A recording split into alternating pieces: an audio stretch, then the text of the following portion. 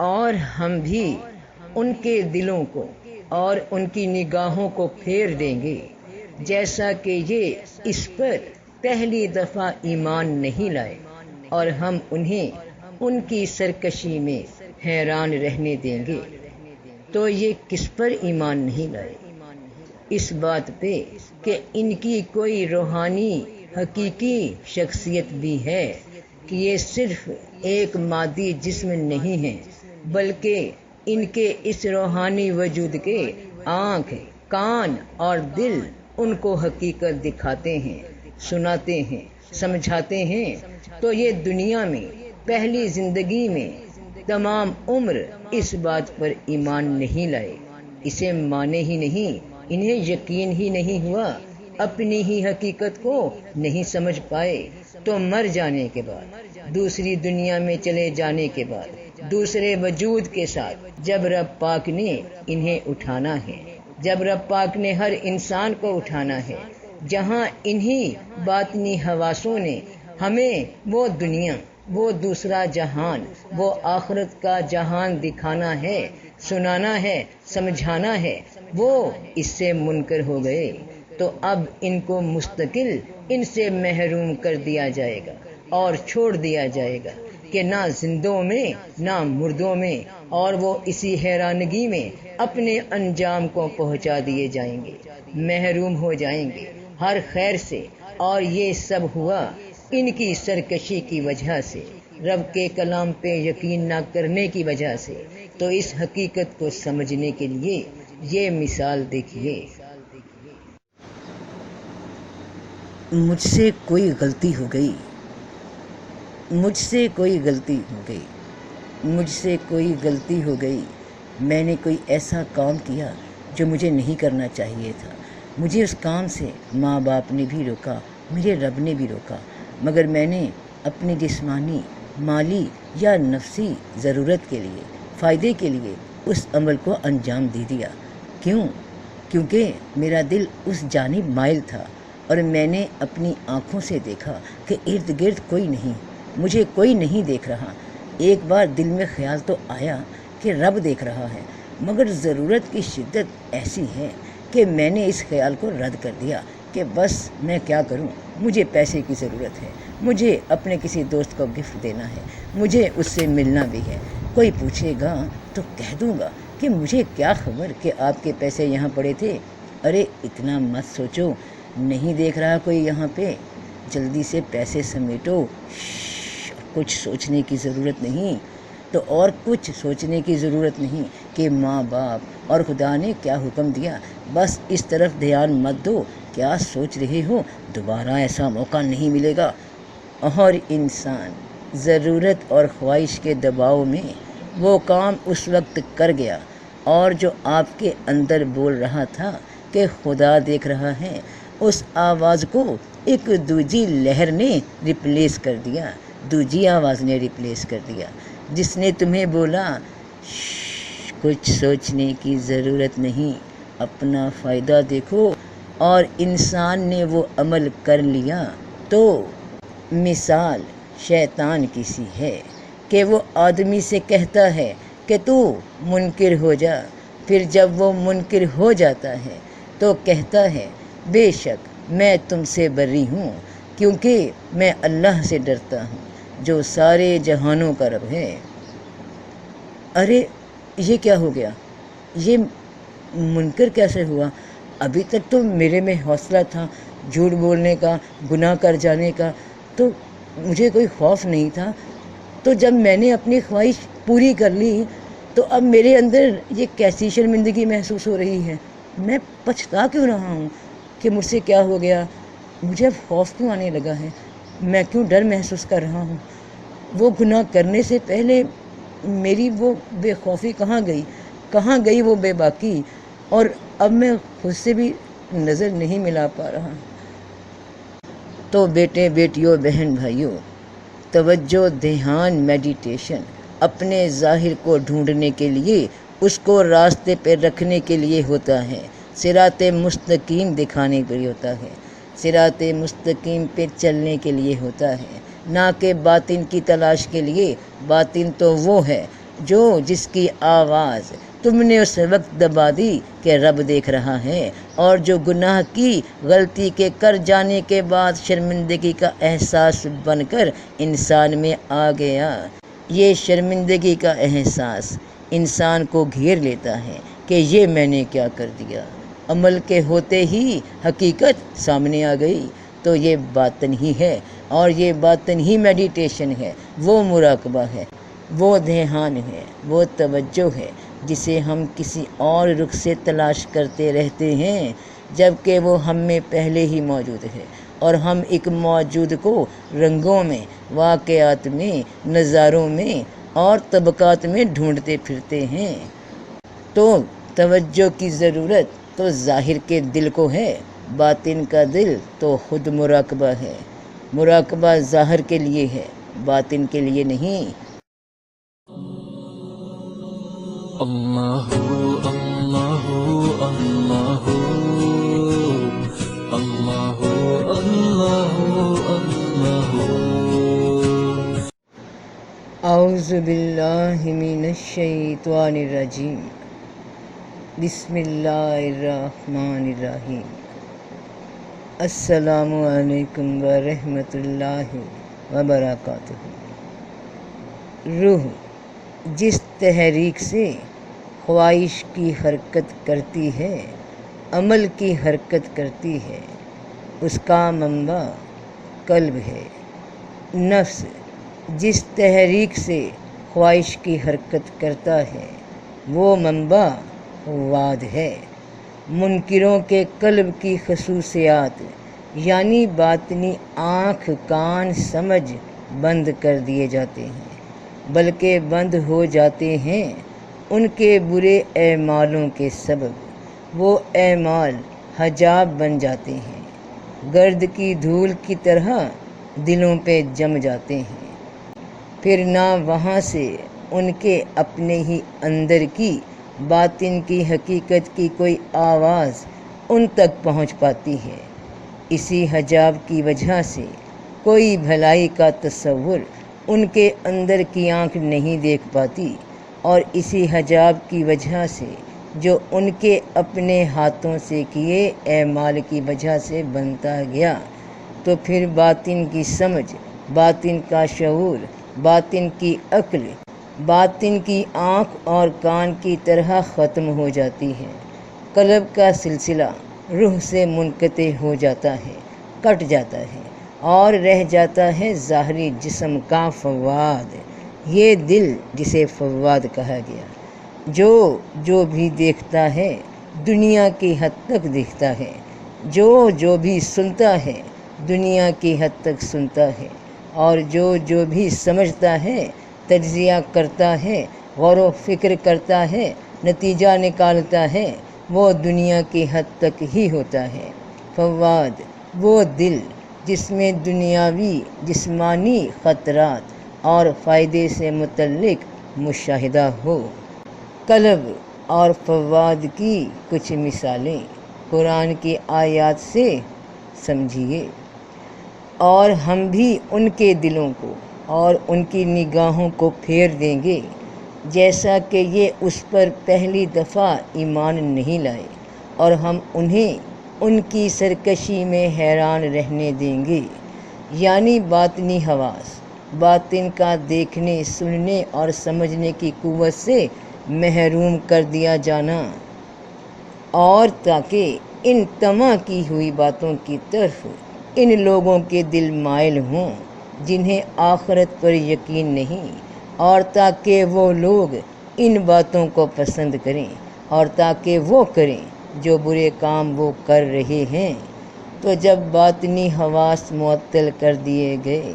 تو ظاہری نفسی دل پھر دنیا داری کی جانب مائل رہتے ہیں۔ اور ہم رسولوں کے حالات تیرے پاس اس لیے بیان کرتے ہیں کہ ان سے تیرے دل کو مضبوط کر دیں، اور ان واقعات میں تیرے پاس حق بات پہنچ جائے گی، اور ایمانداروں کے لیے نصیحت اور یاد دہانی ہے۔ نفس کا دل جو ڈراتا ہے دنیا کی آزمائشوں سے، یہ نہ ہو جائے، وہ نہ ہو جائے کوئی تکلیف نہ ہو جائے، یعنی دنیاوی خطرات کا ڈر۔ کون کون سا ڈر؟ کون کون سے خطرات جن سے انسانی جسمانی دل ڈرتا ہے؟ اور ہم تمہیں کچھ خوف اور بھوک اور مالوں اور جانوں اور پھلوں کے نقصان سے ضرور آزمائیں گے۔ خوف دشمنوں کا، مخالفوں کا، جان کا، مال کا، خوف بھوک کا، تنگ دستی اور فاقوں کا، خوف ان محنتوں کے ضائع ہونے کا جن پہ دن رات لگے رہے کہ نتیجہ توقع کے حساب سے نکلے گا، مگر دنیا کی محنت تھی، دنیا والوں پہ محنت تھی، خلوص کے ساتھ کام کیا، محنت کی، اور کچھ لوگ مخالف بھی ہو گئے، کچھ حالات مخالف ہو گئے، تو دل کو مضبوط کیا گیا کہ یہ سب ہوگا، تیار رہیے۔ باقی رسولوں کے احوال بتا دیے گئے کہ انہوں نے بھی کس طرح دنیا کی تکلیفیں، آزمائشیں جھیلیں، لوگوں کے ناروا بد اخلاقی رویے برداشت کیے، مگر حق بات پہ ڈٹے رہے، تو دنیاوی حالات و واقعات کے اعتبار سے آپ کا دل مضبوط رہے، اور ان واقعات کو دیکھتے ہوئے آپ کے دل میں حق بات اتر جائے کہ یہ سب اور اس سے بھی زیادہ دنیا میں اللہ کے بندوں پہ گزر چکی، اور آپ صلی اللہ علیہ وآلہ وسلم کے توسط سے ہر مسلمان تک یہ پیغام پہنچ جائے کہ وہ لوگ کہ جب انہیں کوئی مصیبت پہنچتی ہے تو کہتے ہیں ہم تو اللہ کے ہیں اور ہم اسی کی طرف لوٹ کر جانے والے ہیں، کہ وہ لوگ گھبرائے نہیں تکلیفوں سے کہ فاقے آ گئے تو رب کا گلہ کرنے لگتے، کوئی شے ہاتھ سے جاتی رہی تو رب کا گلہ کرنے لگتے یا مایوسی میں چلے جاتے۔ تو یہ لوگ ہیں جن پر ان کے رب کی طرف سے مہربانیاں ہیں اور رحمت، اور یہی ہدایت پانے والے ہیں، اور اللہ کے حکم کے بغیر کوئی مصیبت بھی نہیں آتی، اور جو اللہ پر ایمان رکھتا ہے وہ اس کے دل کو ہدایت دیتا ہے، اور اللہ ہر چیز جاننے والا ہے، یعنی اس کی باطنی سمجھ کو رب پاک مضبوط فرما دیتے ہیں کہ ظاہری سمجھ میں تمہیں جو واقعہ ہوتا نظر آ رہا ہے اس کی حقیقت کچھ اور ہے، تو تم فوادی دل سے نہیں باطنی دل سے سمجھتے ہو۔ تو اے رب ہمارے، میں نے اپنی کچھ اولاد ایسے میدان میں بسائی ہے جہاں کھیتی نہیں، تیرے عزت والے گھر کے پاس، اے رب ہمارے، تاکہ نماز کو قائم رکھیں، پھر کچھ لوگوں کے دل ان کی طرف مائل کر دے اور انہیں میووں کی روزی دے تاکہ وہ شکر کریں۔ تو اے میرے رب، تو انہیں دینی اسباب کے ساتھ ساتھ دنیاوی اسباب دے تاکہ دنیاوی دل، جسمانی دل، فوادی دل حوصلے میں رہیں، انہیں وہ نتیجے دے، یعنی دنیا میں بھی خیر، آسانی، نعمت عطا فرما تاکہ تیرے شکر گزار ہوں۔ یعنی اے ہمارے رب، ہمیں دنیا میں نیکی اور آخرت میں بھی نیکی دے، اور ہمیں دوزخ کے عذاب سے بچا،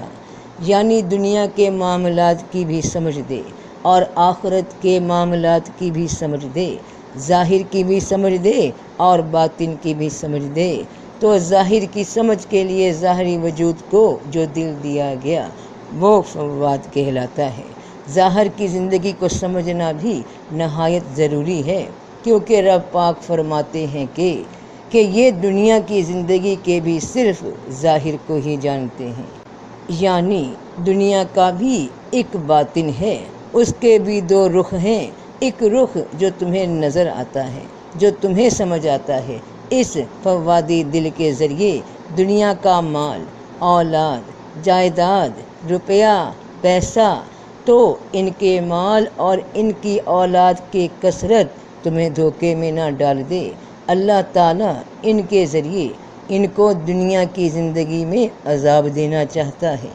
اب بھلا آپ، میں، مجھ میں سے کیا یہ کوئی سوچ سکتا ہے کہ جس کے پاس کروڑوں اربوں کا مال و دولت ہے، جس کے پاس عظیم عالی شان گھر ہیں، جن کے پاس لا تعداد نئے سے نئے ماڈل کی گاڑیاں ہیں، جن کے بچے، اولاد، گھر والے تمام مہنگے کپڑے یا آرائش کے سامان زیورات سے لدے ہوئے ہیں، انہیں کیا کوئی غم ہو سکتا ہے؟ تو یہ سوچ فوادی دل نہیں سمجھ پاتا۔ اگر ہدایت پہ نہ ہو کہ اگر ہدایت نہیں تو نہ دولت نعمت ہے، نہ اولاد نعمت ہے، نہ صحت نعمت ہے، بلکہ یہ سب تباہی کا سامان ہے، جہنم میں جانے کے لیے تمہید ہے کہ سارا انتظام خود ہی ایسا انسان اپنے جہنم کے واسطے تیار کر رہا ہے اور بے خبر ہے اپنے انجام سے۔ تو یہ دنیا کی زندگی کے بھی صرف ظاہر کو ہی جانتے ہیں۔ اسی لیے رسول اللہ صلی اللہ علیہ وآلہ وسلم نے دعا مانگی رب کریم سے کہ اے اللہ مجھے تو چیزوں کی حقیقت دکھا جیسے کہ وہ فی الواقعہ ہیں،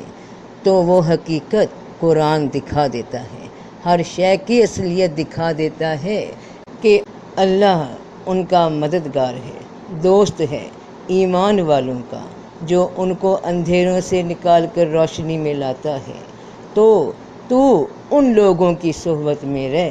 جو صبح اور شام اپنے رب کو پکارتے ہیں، اسی کی رضامندی چاہتے ہیں، اور تو اپنی آنکھوں کو ان سے نہ ہٹا کہ دنیا کی زندگی کی زینت تلاش کرنے لگ جائے۔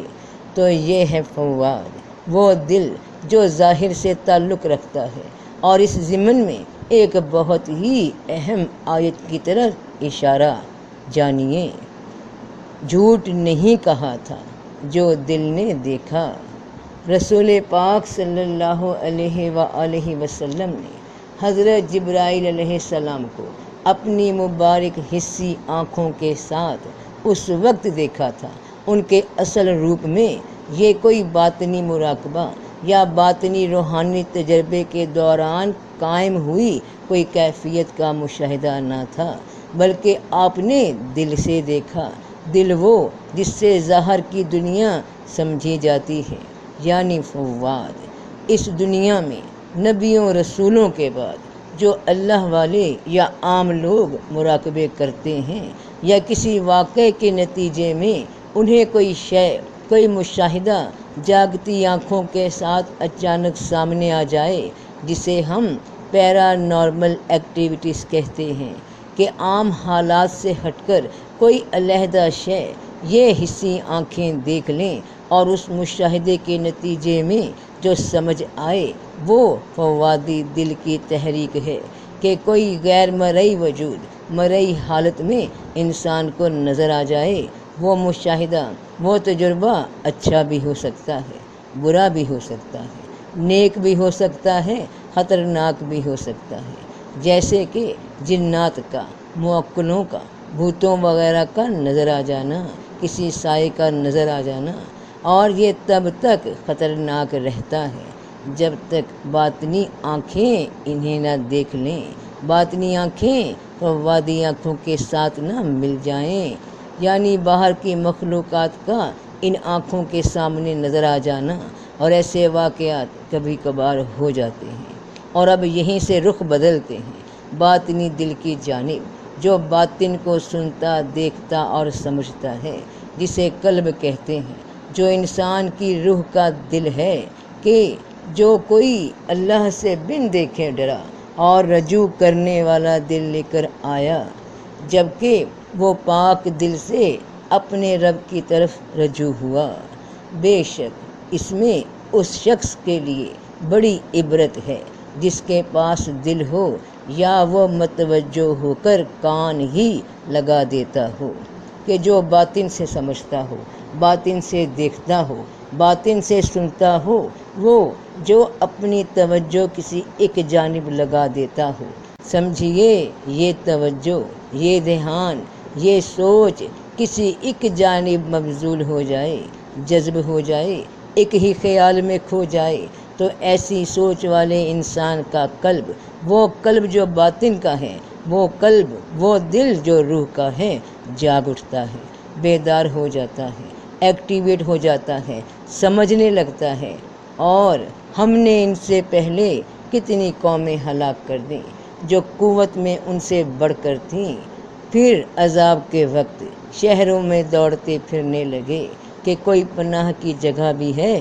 یہ کون لوگ تھے جو صرف فوادی دل رکھتے تھے اور اس کا بھی صرف ظاہر کو جانتے تھے اور اسی کی تمنا میں اپنے سوچنے، سمجھنے، دیکھنے اور سننے کی تمام صلاحیتوں کو لگائے بیٹھے تھے، تو ان کا کتنا ہیبت ناک انجام دنیا میں ہوا، اور ابھی آخرت کا دردناک عذاب ان کے لیے باقی ہے، ان کے لیے وہ جن کی ساری کوشش دنیا کی زندگی میں کھو گئی اور وہ خیال کرتے ہیں کہ بے شک وہ اچھے کام کر رہے ہیں، تو بے شک اس میں اس شخص کے لیے بڑی عبرت ہے جس کے پاس دل ہو، یا وہ متوجہ ہو کر کان ہی لگا دیتا ہو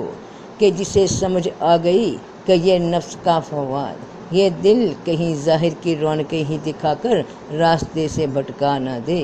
اور یہ سمجھنے ہی نہ دے کہ دنیا کی رونقیں، مال، اولاد، زیورات، پیسہ، جائیداد جن کے پاس ہے، ان کے پیچھے ان کی زندگی کا ایک دوجا رخ کتنا غریب، کتنا مفلس اور بے چارگی کا شکار ہے، جن کے پاس دل کا سکون ہی نہیں، جب ہر شے کا الٹ موجود ہے، ہر ایک شے کا جوڑا موجود ہے، تو ایسے نہیں ہو سکتا کہ جس کے پاس دنیا کا مال ہے اس کے ساتھ جسم کو سکون دے سکے، راحتیں دے سکے، تو راحت کا سکون اس کا الٹ بے سکونی ہے، وہ بھی اس کے ساتھ ہی ہے جو تمہیں دکھتی نہیں، تم بس ظاہر دیکھ کر اس کی چیزوں کو دیکھ کر حسرت کر بیٹھتے ہو، اس نفسی فوادی دل کی وجہ سے اس پہ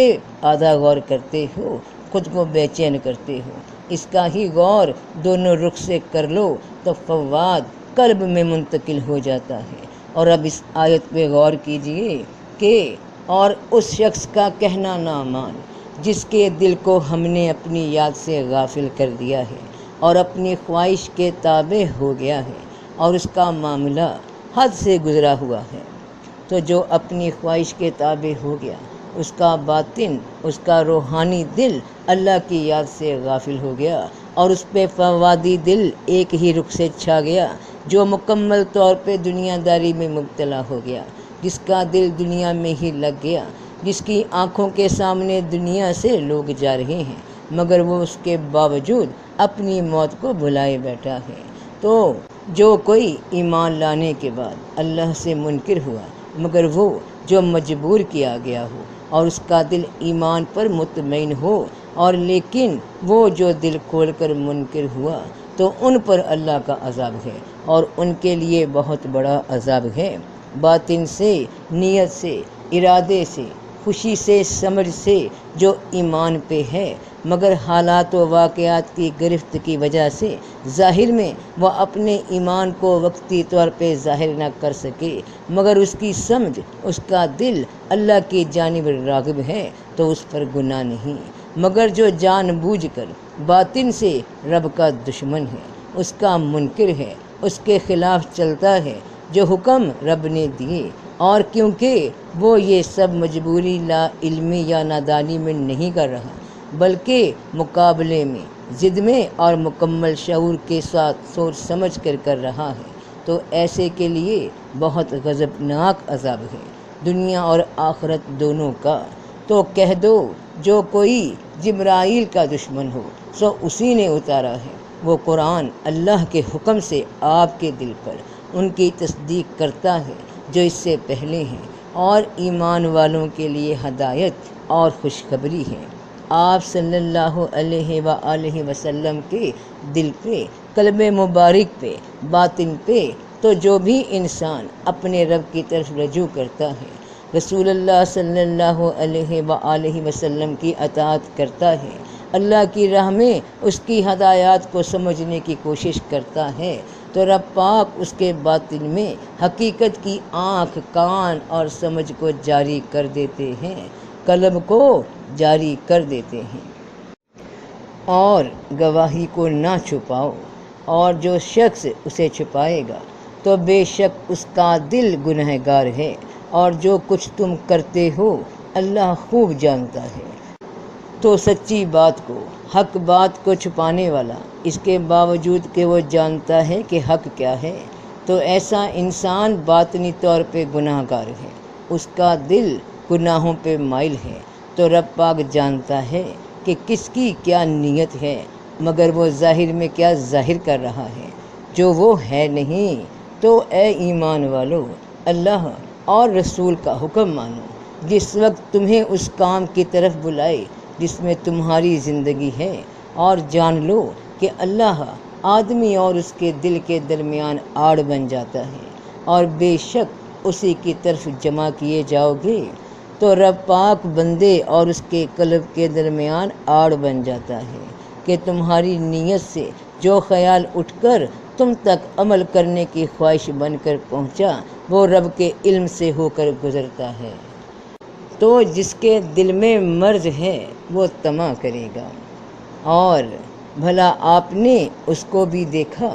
جو اپنی خواہش کا بندہ بن گیا، اور اللہ نے باوجود سمجھ کے اسے گمراہ کر دیا، اور اس کے کان اور دل پر مہر کر دی، اور اس کی آنکھوں پر پردہ ڈال دیا۔ پھر اللہ کے بعد اسے کون ہدایت کر سکتا ہے؟ پھر تم کیوں نہیں سمجھتے؟ تو کیا آپ میں سے کبھی کسی نے ایسے انسان کو دیکھا جو اللہ کا منکر بھی ہے اور دولت مند بھی ہے، اور اس کے ساتھ وہ